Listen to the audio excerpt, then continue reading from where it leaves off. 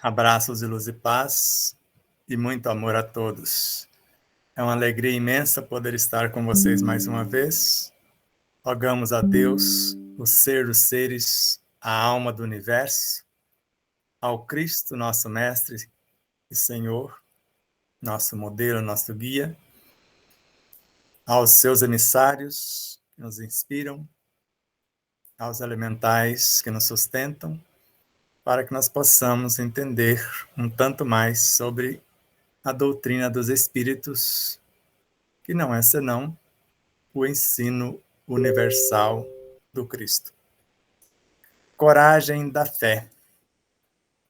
Antes de iniciarmos a nossa fala, eu lembrei de Lindomar Coutinho, um amigo muito querido, muito amado, que na obra Saúde em Plenitude, lá no capítulo 46, ele define, para ser mais exato, o Dr. Hans define de forma magnífica o que é coragem. E colocamos no glossário do nosso segundo livro. Coragem é a condição para a consecução que se faça necessária. Força manifestada na capacidade que cada um tem de reunir a concentração dirigida ao objetivo e canalizar essa energia moral.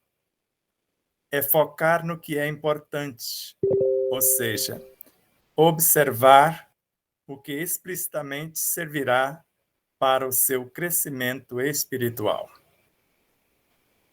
E fé, segundo o que encontramos em várias partes do Evangelho, principalmente no capítulo 19, em especial no item 7, no penúltimo parágrafo, e no início do item 12. Fé é o sentimento que nasce com o homem sobre o seu destino futuro. É a consciência que ele tem das suas imensas capacidades, cujo germe foi nele depositado, a princípio adormecido, e que lhe cumpre, no tempo, fazer germinar e crescer por força de sua vontade ativa. A fé transmite a esperança que gera o amor. É divina inspiração de Deus que conduz o homem ao bem. Fé é um sentimento inato no homem.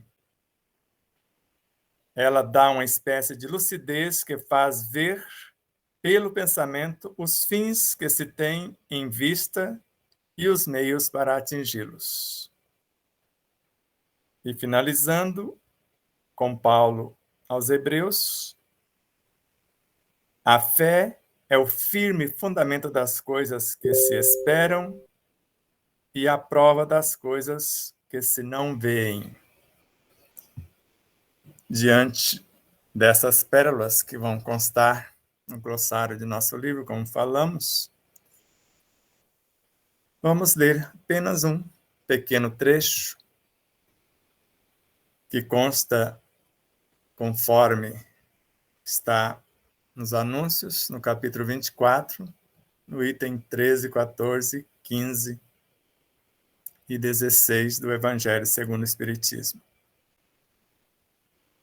Então, a coragem de manifestar opinião própria sempre foi estimada entre os homens, pois há mérito em enfrentar os perigos, as perseguições, as contradições e até mesmo as simples ironias, aos quais se expõe quase sempre aquele que não teme proclamar abertamente as ideias que não são as de todos. Nisso, como em tudo, o mérito está na razão das circunstâncias e da importância dos resultados. E lá mais para o final, do item 15, aqueles que tiverem medo de se confessar discípulos da verdade não são dignos de ser admitidos no reino da verdade. E no Evangelho segundo o Espiritismo, narra que a verdade é mãe da liberdade.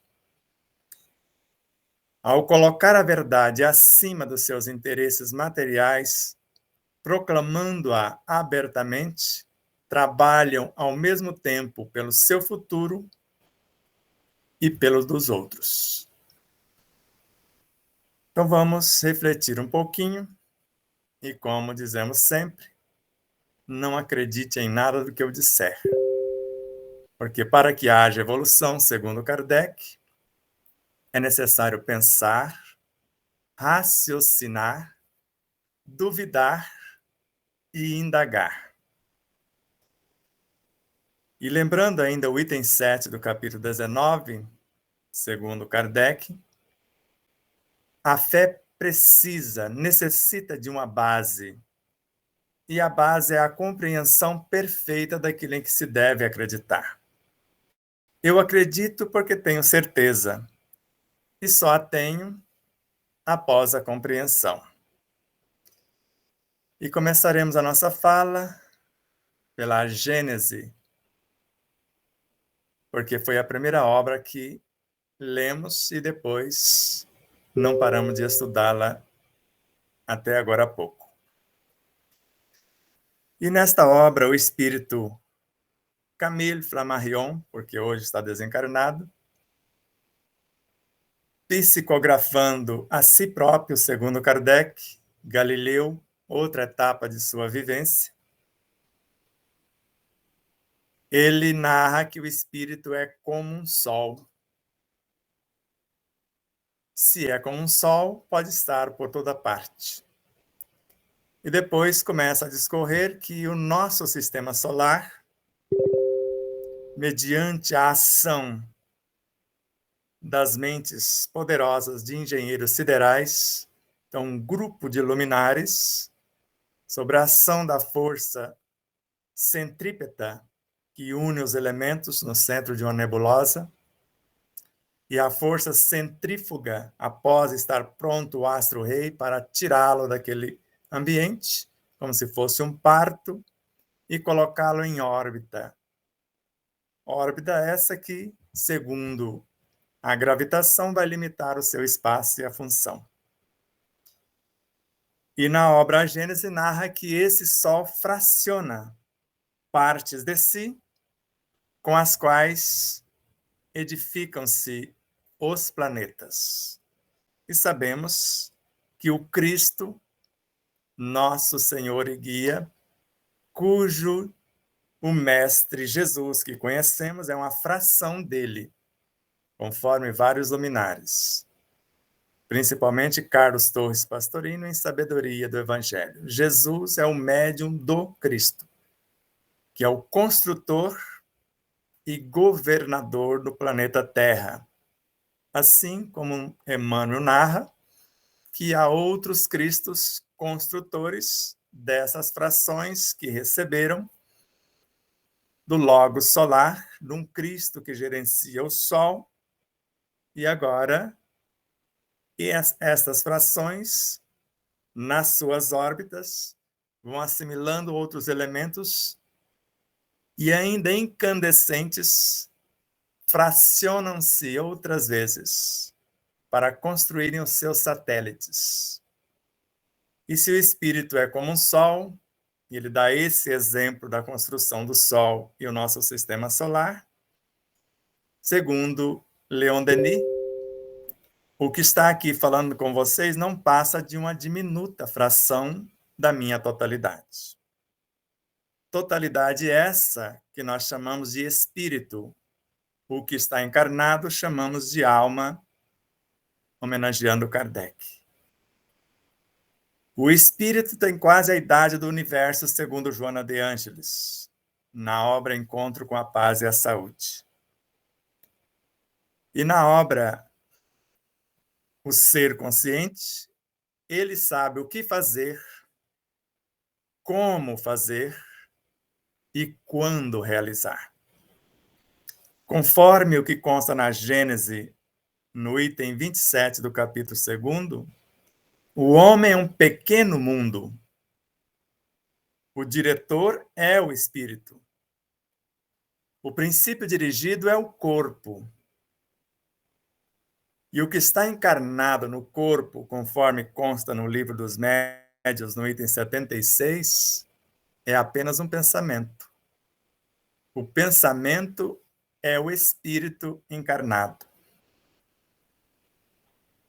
Então, a alma não passa de um pensamento. E imagine vocês que a cada 24 horas, um único dia, passam pela nossa mente 95 mil pensamentos. Quais que nós escolhemos para encarnar no corpo e ampliar o nosso nível de consciência. Porque se olharmos para o nosso corpo, que é uma cópia perfeita do universo, segundo Emmanuel, na obra Pão Nosso, na lição 158, o governo interno, se olharmos apenas para uma célula sanguínea, a mais simples do nosso corpo, porque nem núcleo ela tem. Conta-se, conforme a ciência, que ela é formada por 280 milhões de moléculas. E, na atualidade, a ciência afirma, ou os cientistas e estudiosos, que cada molécula tem um número semelhante de átomos. E um átomo é uma cópia perfeita do universo, segundo Joana de Ângeles. Ou seja, tudo que existe no micro, existe no macro. E para Pastorino, em Sabedoria do Evangelho, Cristo está inteiro na menor partícula. Ou seja, ele não lembrou apenas que o reino de Deus está dentro de nós, que é o que chamamos de Evangelho. Miramês reforça o seu ensino dizendo: se o reino está, Deus e o Cristo também estão. Por isso dizer de muitos autores, a começar pelos evangelistas, estamos à beira do poço morrendo de sede. Porque se está dentro de nós, por que complicar tanto querendo viajar para fora, se basta mergulhar em si mesmo? É isso que nos falaram? Mergulhar para dentro. Mas onde está o dentro? Porque eu sou uma fração. Imagine o Sol, imagine o planeta Terra. Imagine o campo do sistema solar. Se eu fosse viajar para dentro, estando no planeta Terra, com certeza eu vou na direção do Sol. O reino de Deus no planeta, ou no sistema solar, melhor dizendo. Como o espírito tem quase a idade do universo, e o Dr. José Raul Teixeira narra que só no planeta Terra nós já temos mais ou menos 1000 encarnações, então eu tenho no mínimo 1000 almas compondo o meu espírito, só o que eu construí no planeta Terra. Alguém achar isso muito absurdo, basta ler Camille Flammarion, O Objetivo da Vida, no volume 1. Em cada encarnação, melhor, Ernesto Bozano, em cada encarnação, o espírito, a individualidade, fabrica uma alma. Como se a alma fosse uma semente e o espírito uma floresta, ou a árvore inteira. Por isso, Dado Dolabella, na sua música, ele narra que há uma floresta em cada semente. E quando viajamos do corpo para o perispírito, que é o seu modelo organizador biológico, basta vocês pegar uma xícara de água, colocar o dedinho tirar uma gotinha, a gotinha é o corpo, em relação ao perispírito, que seria o copo inteiro. E sabemos que o perispírito foi construído pela mente, que além de construí-lo, depois, por seu intermédio, se manifesta, conforme Kardec. E se imaginarmos o perispírito em relação à mente, esse copo d'água, vocês comparam ele com os oceanos, todos eles juntos. E se quiser comparar a mente, que é uma emanação do espírito, compare os oceanos em relação a uma galáxia. Só para que vocês tenham uma ideia de tamanho. Então, eu estou viajando para dentro ou para fora? Isso é Dr. Jorge Andréas que narra. A viagem não é para dentro. O nêutron, num único átomo, ele está viajando para o próton, para o seu crescimento. Então, um nível de consciência mais elevado num átomo não está no nêutron. Ali estão os elementos básicos. O andar de cima é o próton. E se ele, o próton, quiser viajar para um campo superior, ele vai viajar para o campo dos elétrons. Se os elétrons quiserem viajar para um nível de consciência mais vasto no átomo, ele vai viajar para um cinturão de fótons que circulam o próprio átomo. Basta vocês imaginar os nossos 3 cérebros. O cérebro primitivo, que nós chamamos de cerebelo, responsável pelos automatismos, logo aqui no começo da nuca. O cérebro intermediário, que nós chamamos de cérebro emocional. E depois o neocórtex, a parte mais nobre e, consequentemente, aparentemente mais nova.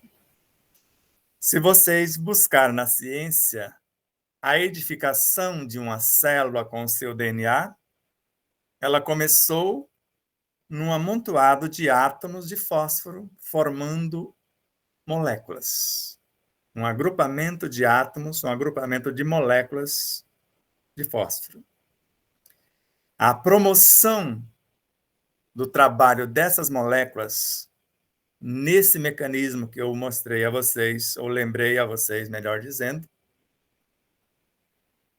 de nêutron, próton, elétron, fóton, então, a promoção do suprassumo destas moléculas, edificou-se o que nós chamamos de nucleotídeo, ou nucleotídeos. Esse é o segundo andar dessa construção. E agora eles, os nucleotídeos, promovem os da retaguarda, que são o seu sustentáculo, a sua base, o seu alicerce, e edifica o andar posterior, que é o que nós chamamos de RNA. Esse RNA, promovendo os nucleotídeos, assim como as moléculas de fósforo, constrói o que nós chamamos de DNA. E se vocês olharem dentro de uma célula, está lá o DNA, que é a consciência celular, o cronograma organizacional dessa célula.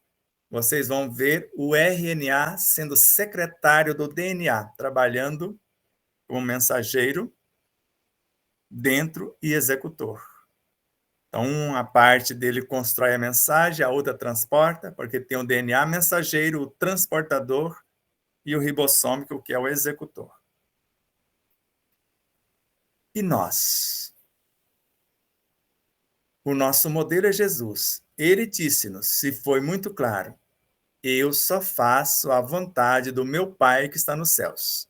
Imagina o céu, esse andar de cima, se fosse o nêutron buscar, o céu para ele seria o próton. O céu dos prótons, o universo dos elétrons. O destes, o dos fótons.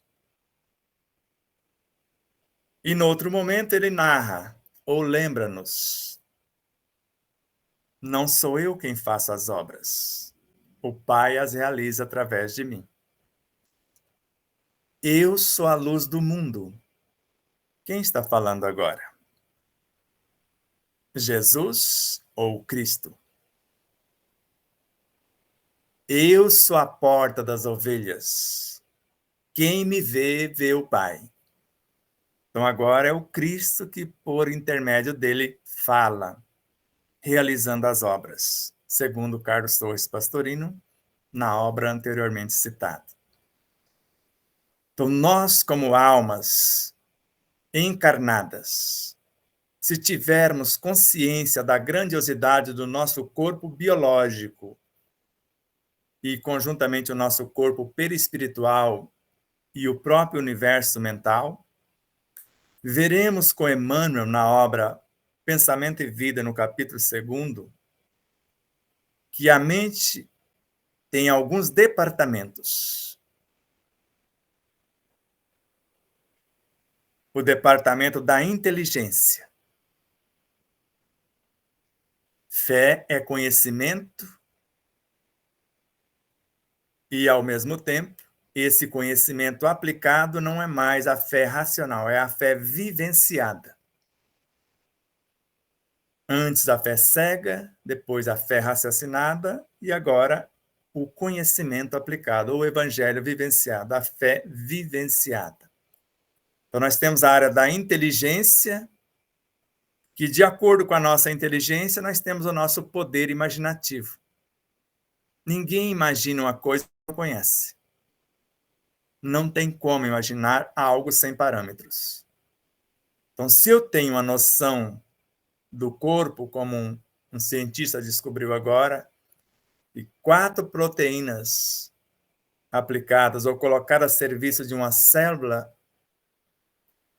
especializada em algum tecido do nosso corpo, ela recobra a consciência e volta ao estado primitivo de célula-tronco, e lá o que você determinar que ela faça no corpo, ela sabe fazer qualquer função. E eu fiquei imaginando os médicos de hoje, com todo respeito a eles. O Dr. Jonas fala que quando ele era um clínico geral, ele sabia de tudo no corpo. Aí alguém especializa em apenas pescoço e cabeça. Aí parece que esqueceu o resto do corpo, porque vai um paciente lá, não, eu só trato essa parte. Ou alguém ainda dentro desse pescoço e cabeça resolve só fazer a parte auditiva. Outra parte visual e assim por diante, vocês já sabem disso. E nós ficamos imaginando essas realidades e trazendo isso para o nosso universo. Se uma simples célula, se você lembra ela do seu estado original, ela sabe fazer qualquer tecido no corpo se você souber conduzi-la. Então, quando nós temos a consciência que no reino de Deus em nós, no âmago do espírito, no que nós chamamos de superconsciência, quem está lá sabe fazer qualquer coisa cá. Por isso que Emmanuel, no capítulo citado na obra Pão Nosso, existe uma vasta rede de potenciais de progresso e de sublimação no fundo de cada mente. Se a mente é uma emanação do espírito, o fundo da mente é o espírito, a superconsciência. E ainda noutra obra, Emmanuel, aí eu fiquei em êxtase, e estou até agora. É a mente que constrói a superconsciência. Imagine o átomo que eu falei lá atrás. Imagine a mente sendo apenas o nêutron e o próton um degrau além. Então, para ele, o cérebro espiritual, que é a mente, constrói a superconsciência com as suas ações. Para isso, usa a sua inteligência, o seu poder imaginativo, consulta essas memórias e aciona os seus desejos transformando alguma coisa em si, instintos, sensações, emoções, sentimentos, em pensamentos. A nossa força de atração. Isso é Emmanuel. A oração começa na feição de simples desejos, que viajam do coração para o cérebro, ou do emocional para o mental. Quando chega no cérebro espiritual ou no mental, transforma-se em pensamentos. A força de atração. Então, vocês percebem que eu transformei algo, porque o instinto ele já governa harmonicamente o perispírito e o corpo. Essa consciência instintiva. Quando ela é levada nesse estado de evolução, de ascensão, para sensações, porque no início o homem tinha apenas instintos, mais avançado e transformado, sensações, mais instruído, emoções, mais purificado, sentimentos. No ponto mais delicado do sentimento, o amor, que reúne e condensa todas as sublimes revelações ou experiências vivenciadas. E nós vemos muitos seres querendo acessar esse oásis. Para nada. Porque não tem propósito, não tem objetivo. E esquece que para que eu chegue lá, eu tenho que promover, eu tenho que construir uma espaçonave para lá estar e trazer as informações. E não só construir. Porque se assim não fosse, por que Kardec, no item 24 do capítulo 4 do Evangelho segundo o Espiritismo, colocaria tal informação lá? Porque foi ele. O corpo físico vai evoluir até se confundir com o perispírito. Ou seja, o neutro vai evoluir até se confundir com o próton. O perispírito, por sua vez, sofre transformações sucessivas até a sua completa purificação. O que é a completa purificação? O estado dos espíritos puros. E Kardec conclui: o perispírito é a alma evoluindo. E Leon Denis ratifica isso na obra Depois da Morte, mostrando que o perispírito vai absorvendo a astúcia dos felinos, o instinto das feras, é a alma evoluindo. Então, o corpo físico de hoje, a semelhança de um nêutron, fatalmente será o próton de amanhã, o perispírito, que fatalmente será o elétron de mais além, a mente, que fatalmente será o fóton, ou os fótons, a consciência do átomo, a superconsciência. Então, para que eu chegue lá e traga alguma coisa, eu preciso promover o meu corpo, discipliná-lo, educá-lo, cuidar dele, porque é com a energia que eu promovo dele que eu vou viajar para o perispírito. É com o que eu transformo no mundo dos instintos, sensações, emoções, sentimentos, edificando pensamentos e estados de inteligência, intelectiva, emotiva e espiritual, é que eu viajo para a superconsciência. Para falar com Deus, com Cristo, nesse reino que lá está, e trazer as pérolas para cá, segundo Joana de Ângeles. Mas eu tenho que ter um propósito. Eu vou me capacitar para essa viagem, sabendo que eu vou assumir novas responsabilidades de dividir o pão com aqueles que ficaram na retaguarda. Por mais que eu leve nesta viagem 99 ovelhas, aí eu volto para buscar aquela uma que ficou para trás. Por isso que o reencarnar é isso. O energismo que não promovemos numa etapa, nós voltamos e pegamos, porque ele ficou esparso na natureza, a gente junta as ovelhas de novo e avança mais um tanto.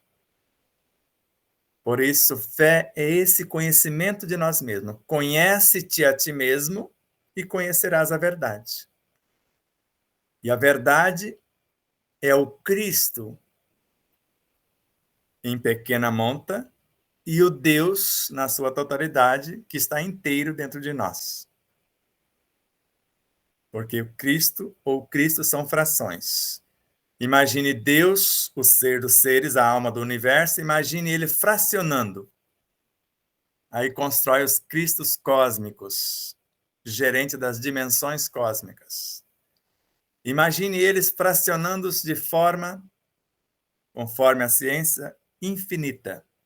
Porque dentro de uma dimensão os universos são infinitos. Imagine os universos fracionando em supernebulosas, em nebulosas menores, na edificação depois das galáxias, constelações, sistemas solares, o nosso planeta e todos os reinos somados. E segundo Kardec, Leon Denis, nós somos a soma de tudo que nos antecede.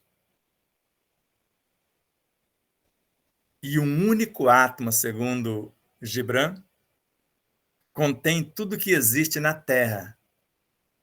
Mas eu já disse com Joana de Angelis, um único átomo contém tudo que existe no universo. E nós queremos alimentar o corpo e temos preguiça de mastigar, porque não sabemos que o corpo necessita e assimila é o que está no núcleo do átomo, a energia vital.